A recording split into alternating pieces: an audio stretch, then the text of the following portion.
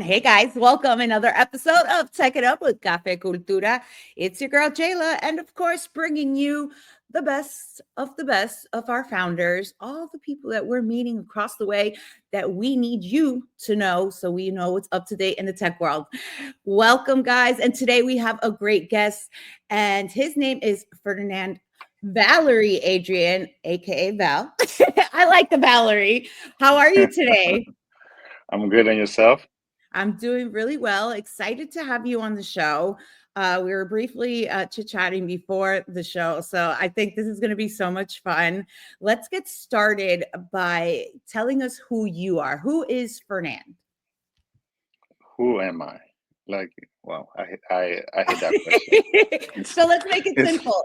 It's I'm who are you? human. Where do you come from? Where's your family from culturally? Um, how did So you get? I'll start to the general. The general would be my family's from Haiti, right? So I'm of Haitian culture.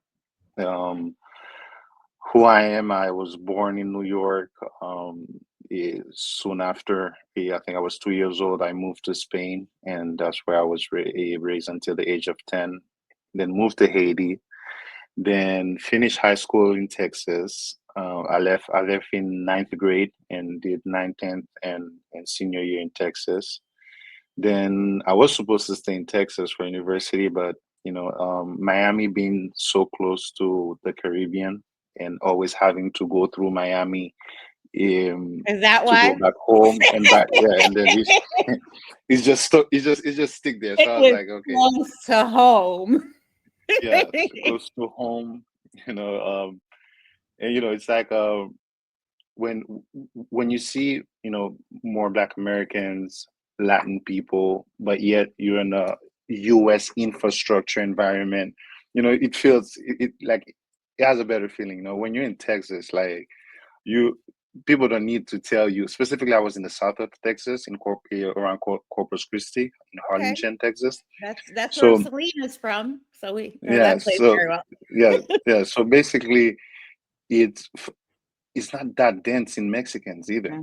right? So you would think that. So when whenever seeing Mexicans and seeing Black people, that most of us, specifically in the high school, were athlete related type of people, it was different. People didn't have to tell you that you're not from here type of situation. I wouldn't say don't belong. So from there, I studied in the tech. One good thing, I was born, like, I hate saying my age, but I was born in 78. So I grew up part offline and at the Yeah. beginning of online, right? You're So I have, one of the very few people that, like myself, got to see the entire internet, computer, tech really develop. dial up. 'Cause yeah, like we really went from nothing. I think the most techie things were our VHSs or cassettes, our CDs, the floppy disks. I don't think kids even the know the what a gaming, floppy disk is. yeah. So basically computers were almost a lab thing, or like you won't find a computer at home, but you will find gaming consoles, right? Those big satellite dishes that would, switch satellites. Yeah, but so I think that kind of helped me to always innovate and to always, I would say, restructure, because I know the offline way of certain processes and stuff like that, and then I can see where digital lacks, right? So basically, when you look at the beginning, when there was internet, but internet through communication, right? So you had MSN messenger groups where you would Yeah. go, like Miami group, whatever group. So community was more accessible, right? Before internet became mainstream, and basically it's your network creates your community, rather than you having utilizing internet to have a direct access. um from there, it's the Miami effect. I was a promoter for the opium group for quite a few years. Oh boy. um We know the before opium group very well here. Yeah, so Good times, by so the way. yeah, good nights. because Couldn't days for sure. we didn't have days. Days we were For sleeping. for those, just a little context for those who are listening that aren't from the South Florida area or that hear it from aunts and uncles, I guess you could say, that at a certain point in age, the opium group was running the streets of Miami and the Miami Beach. night, yeah, Miami Beach and the nightlife and the exclusive parties, and you wanted to be there. I remember you just I, wanting to be there. so while we're talking about culture, we have to add to that um headliner group, because my Yes, gardener and Phil at the time, I used to Bill work the a lot with them. mayor. They're my boys, and yeah, and they were technically, I would say, the first mainstream hip hop on South Beach. Yeah, Like they started doing hip hop on South Beach before the Opium Group started doing urban nights. Not hip hop, urban nights, right? urban. Um, so when the 2008 crash came about, we really felt it in the industry, right? Yeah, And at that time, as a young adult, they really thought that they would started, kind of restructuring and stuff like that. And for me, at that time, my dad kind of convinced me to move back to Haiti, and which I did in 2009.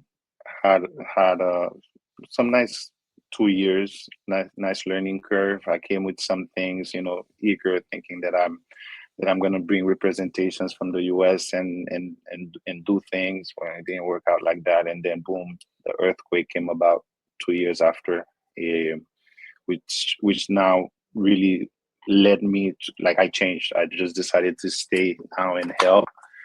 Through that, I was working with State Department in geoplotting and stuff like that, which gave me my first introduction to logistics.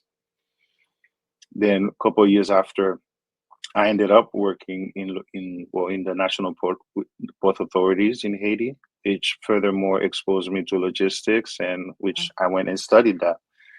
So I opened a business in 2015 from Haiti that had a branch in Dominican Republic and a branch in Miami, and I it was beautiful days, right? Until 2019, well, 2018, things kind of started degrading pretty fast in terms of social political instability, yeah. which led me like right after or right during COVID, August 2020, I decided to move my family here. At that time, I had my first daughter already.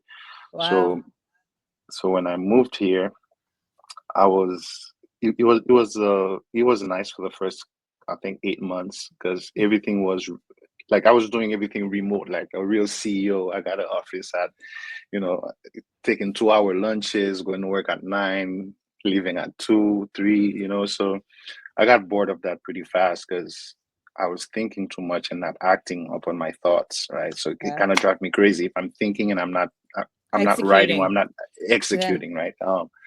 So I was like, I love finance. I've been I'm a self-taught investor for, I'd say, 6 years now, Wow. right? And I test, like, I don't trade with paper money, but I test assumptions like almost on a daily basis, and the accuracy is pretty correct, which further made me love finance. So I found out a boot camp, or my phone found out, because they listen to you and then give you a marketing. All of a sudden, I'm It seeing said, you, wham. "Oh, Hazy, here's an idea." you know, oh my God, your phone is so amazing. Like, it thinks with you. Yeah. So I get this boot camp program from the University of Miami, from their business school, for financial technology. So I was like, hey, let's go. And yeah, and that kind of it made me think. I started taking notes. At the time, I was with um I had an office inside of my sister's prep school. My sister Okay. on my dad's side had a nursing prep school for the board and stuff like that. And I was I had those type of screens, Yeah. a dual screen and stuff like that. And she had all sorts of Jamaicans, Haitians, Latinos and Latinas and stuff like that. And they're always looking, I was like, what are you doing? And I was like, oh, and they're looking at this. And at that time, 2020, 2021, the market was in a very bull run. So everybody's an investor, everybody's a Yeah. trader, everybody got well, we won't say what, like, what money, but everybody got funds, and everybody now is doing programs and stuff. And they're like, oh, how would I invest in this? Or how do I invest in that? And I show them, and then 2 days or 1 week, whatever, they'll come and they see that, you know, when we spoke about it the first time, now it's like 30% higher, 40% higher. And I'm like, oh, I want to invest. I'll have money to invest and stuff like that. But I always know that there's this cultural savings practice called sol, that the Haitians call sol. Latinos call this cajas or tandas. There's different Okay. names for Yes. it depending. The It the famous traditional, tandas, loteria, sometimes they'll call it, just to give it a yes, name.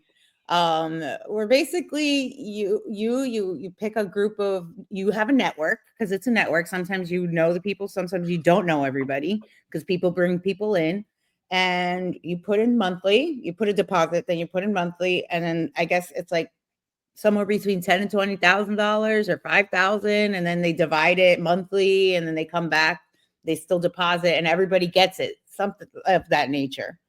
I know that's yes. happened. So I've yeah, seen it, and like you said, with many different names, but I've seen it in with Dominicans, Puerto Ricans, with us Central Americans. I've seen it a lot as well. So I love that, kind of bringing it back and tying it into your story. Is you said something earlier that really caught my attention, which was basically you're not reinventing the wheel. You're just giving it a digital footprint, right? Because sometimes these things, these traditional things, are out of date.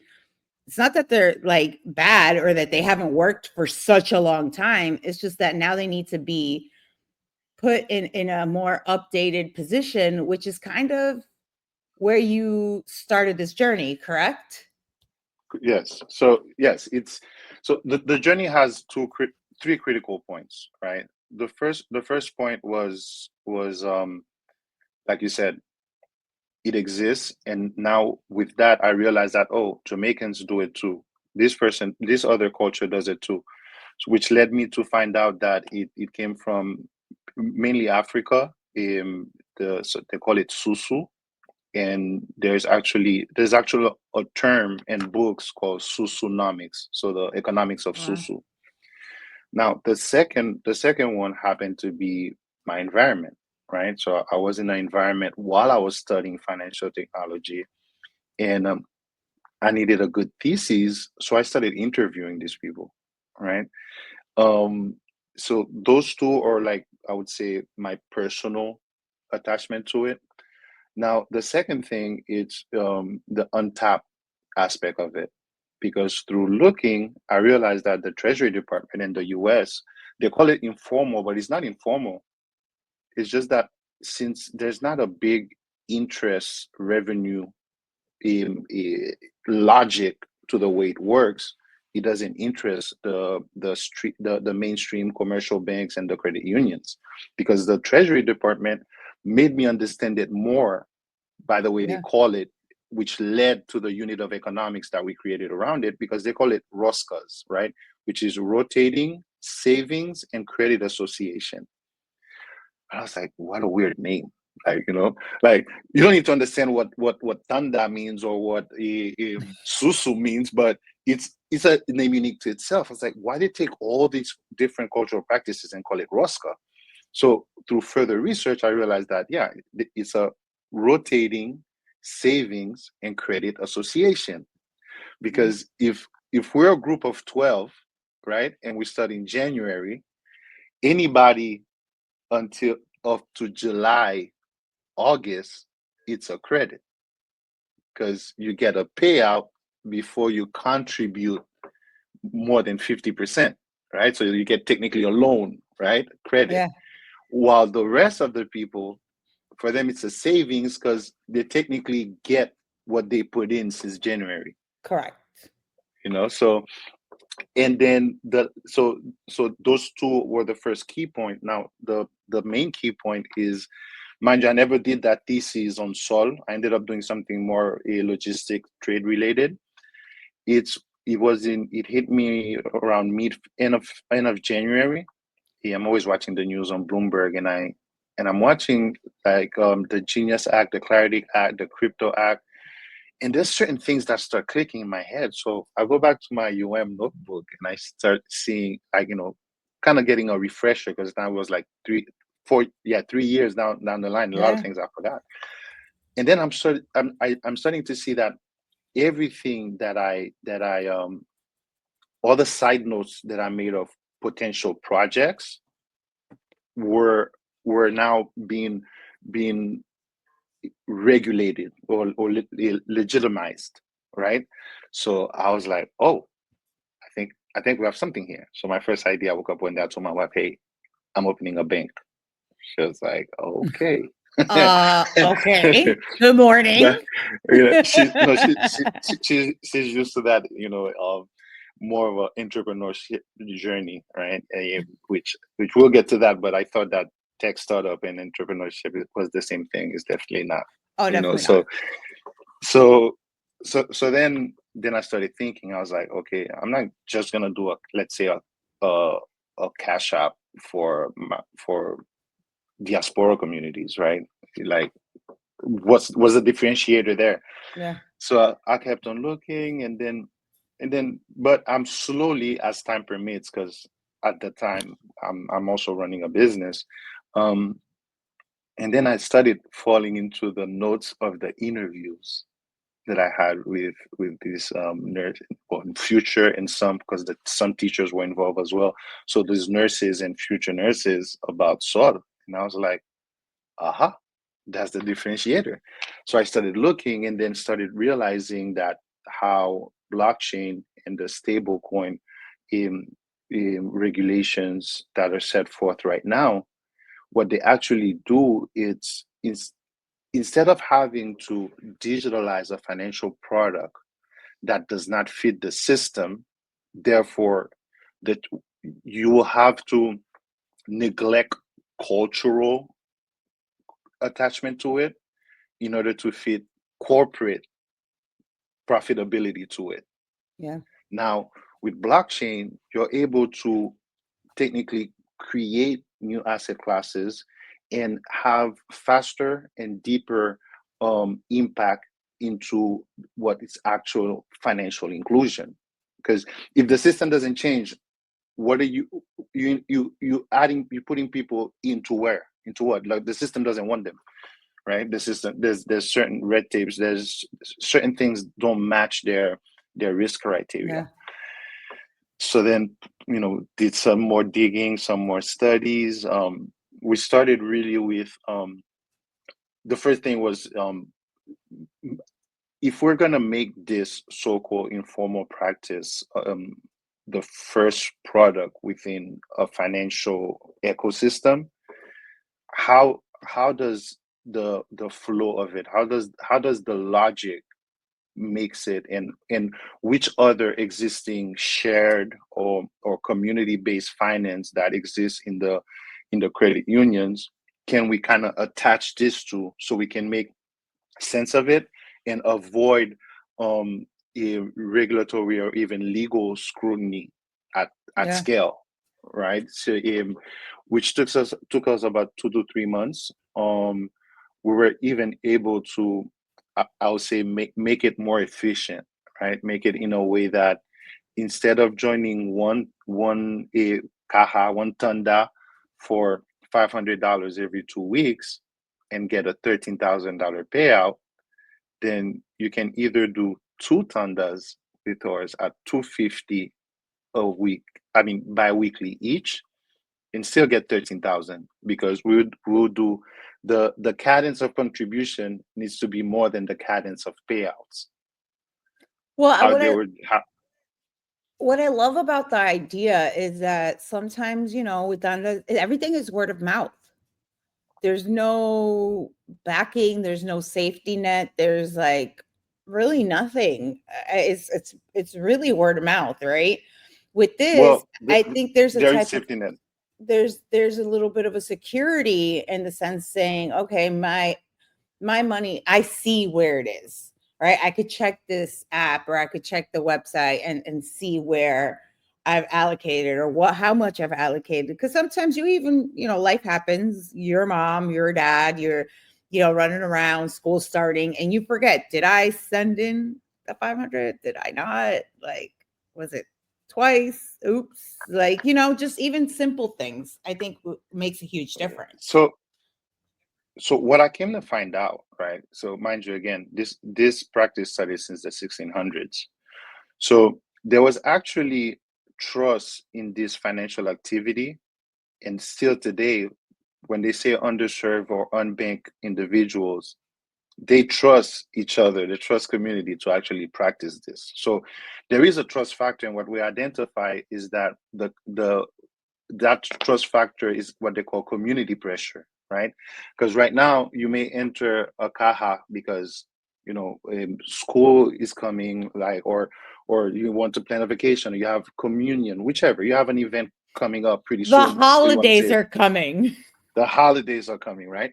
So when now your mom happened to be over for the weekend, and then you hear her talking to a friend or to your aunt about a, a new cycle that's about to start, and they tell you it's 250 for 30 or 500 every 2 weeks, technically $1,000 a month, and the payout is 13,000, right? So it's within 1 year, so you kind of see that, oh, I can save and have an additional thousand, you know, of of of of um of capital, and then you enter.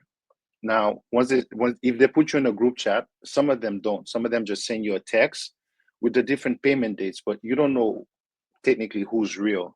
You just trust the organizer, right? Yeah. So it's a viral hack, right? So the trust, the same way that we broadcast information in social media to get likes, so that is done offline, right? Because your mom is well trusted in the community, so not everybody need to Yeah. know each other, and not everybody need to question, oh, but hold on, I see 20 people, who's the other 19? Nobody's ever going to ask who's the other 19, and in some cases you have your mom or somebody else that has two, three positions, right? So what what we're trying to replicate in our go-to-market strategy is that same community trust, to make sure that if you dig long enough, there's always a relativity. And I want to kind of implement that even when we get to 1 million users, that it is a interconnected chain at some degree. Yeah.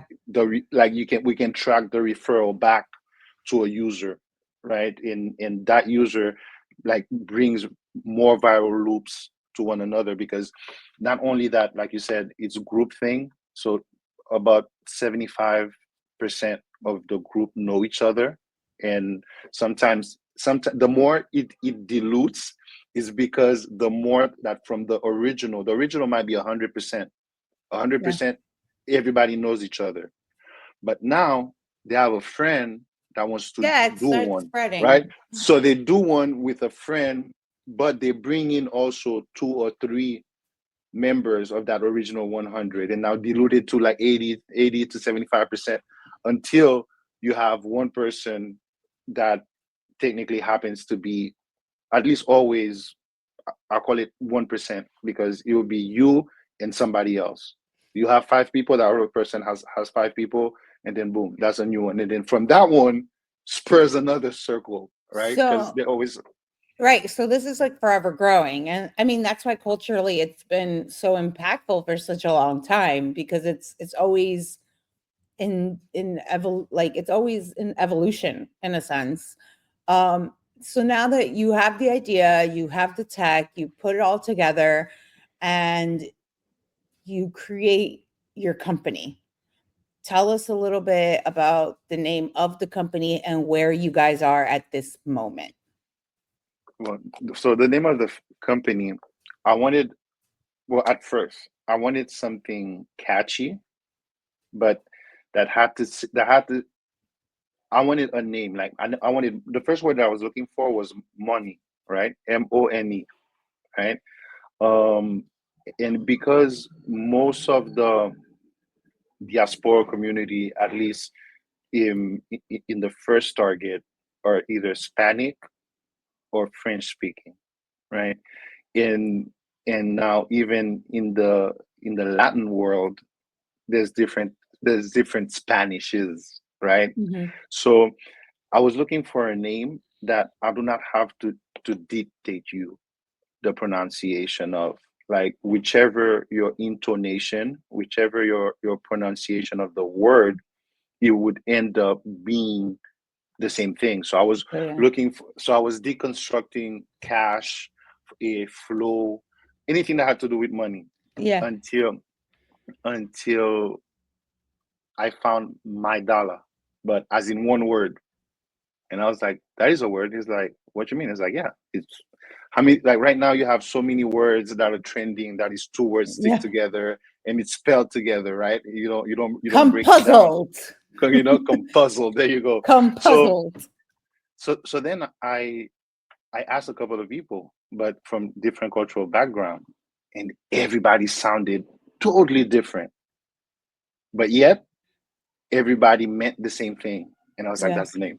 I was like, That's I found perfect. I found it. Right now, so we didn't build the tech yet, but thank you for the vote of confidence. I'll manifest that as well. But so we're at prototype.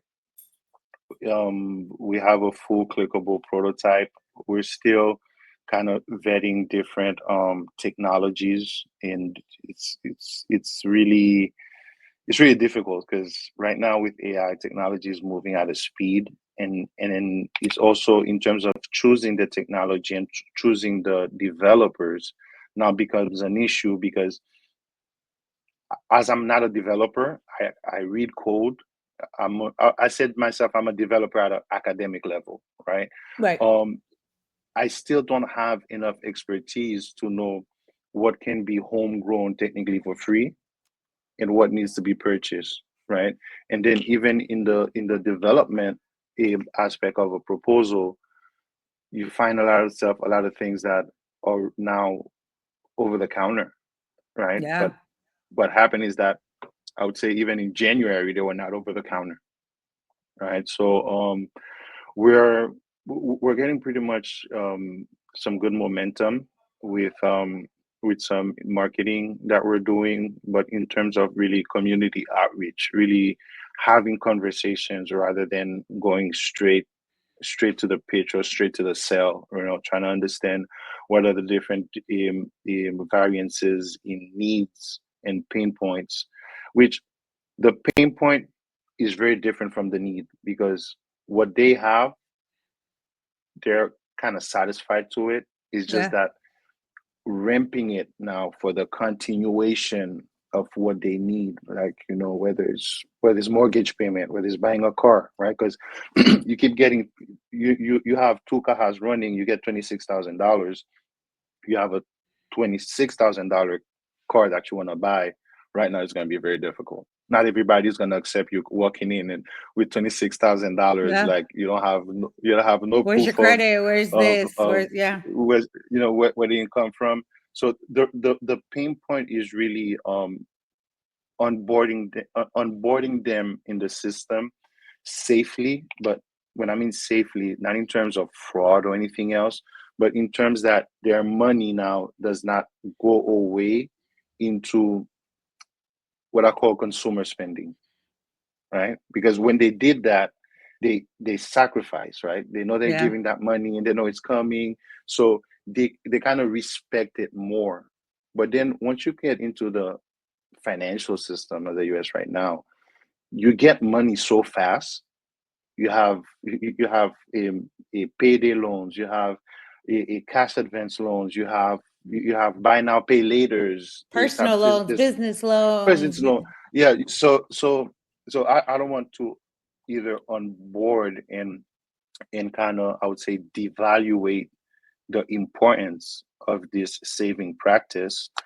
Um, So it's very important because the what they want they already have. So it's just okay, how do we reduce the liability within that aspect, and how do we make it more it, generate more revenue? Now Correct. the risk part is that unfortunately minorities don't own their own equity, their own assets, right? Like you wanna be a millionaire investing, you need to invest in borrowed, what I call a borrowed asset, right? So bringing them now to a mainstream, I would call, taking them online and incorporating into the financial system. I'm already thinking so far that I have to bring myself in, which is creating an ecosystem where investing comes from investing from in I don't want to say black owned because we're talking about minorities. Like the red Yeah. tape doesn't know black, Latina. Is just it has they have found common traits amongst all All the immigrants minorities. Yeah. and minorities to put a red tape. The red tape does not dictate. So I'm kind of following the same logic to for the solution of bringing in a financial ecosystem that takes that into consideration, right? So at least if we're borrowing equity to provide services at a first phase, I want to have a later phase where now we're starting creating, right? And when I mean creating equity, I don't mean just let's say investing in black-owned businesses, right? But also in their communities. So Yeah. education, school, anything that has operational return, right? That's Because amazing. because That, if go go ahead. ahead. Go ahead. Go ahead and finish Yes. your thought. Yeah. So having minorities economical point be or KPI being their spending power keeps us in always a negative connotation.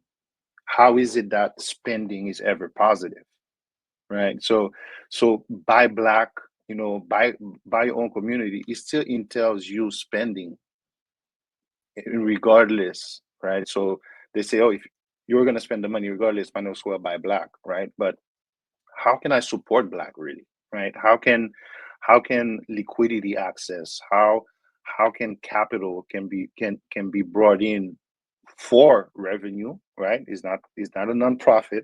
How can it be to become as revenue so then we can start creating? Because apparently the Black Baptist churches, which I'm not fully delved yet in the whole reading, but that's how they did it. That's That how that's Martin a Luther King. whole that's a whole nother we Yeah. can go on for hours talking about that. But I want to quickly because we've ran out of time, but how can investors, supporters, anybody who grew up with this culturally and has a developing software, any of those ideas that could probably come together, create a network with you, how can they get in contact with you? So we have on our website, MyDola.io, we have three um, data capturing buttons. We have one for those that want to join the waiting list. We have one for partners, so people that are digitizing real estate or real estate development and want to kind of partner with some sort of financial institution that can be the stewards of people of other users' money, and then to kind of do the whole investment stuff. And then we have another button which is for direct investors, angel investors, or institutional investors that not only that we meet their theses, but that within themselves as well they share the mission of true financial inclusion, financial inclusion to the execution of it rather than the conversations around it. So which is the type of investors that I want to speak to, that whether there's second, third generation immigrants or that are their parents are from the Black Baptist Church or any of those roots that did also practice that. So you need to understand the mission in order to take the tech risk, right? And the tech costs and the patience, and to know how, like, converting culture is much different than converting spending habits, you know? Ooh, that is, I'm going to leave it just like that. That's exactly the perfect ending quote that we need for this episode. Fernand, thank you so much. I'm excited to see what is coming. And it is nice to see, like you said, our culture, our idea kind of, everything, our traditions get into a different level with tech. So that's a beautiful thing. Thank you so much for being on the show. It's been awesome, guys. Thank you for being with us in another episode of Tech It Up with Café Cultura. It's your girl, Jaylah. Until next time. Bye.